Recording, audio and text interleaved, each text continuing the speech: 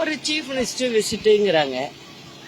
ஆனால் chief minister வந்தால் வேலை ஆயிடாது. அந்த நிர்வாகம் சுத்தமாக செயலிழந்து இருக்கு, ஃபெயிலியராக இருக்கு.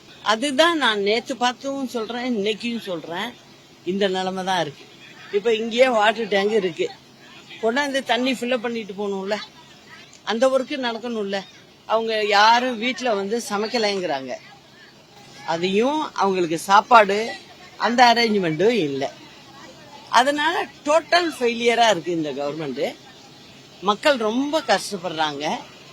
குறிப்பா இந்த மாவட்டத்தில் ரொம்ப ரொம்ப ரொம்ப அஃபெக்ட் ஆயிருக்கு. அதனால தீவிரமா நடவடிக்கை எடுக்கணும்.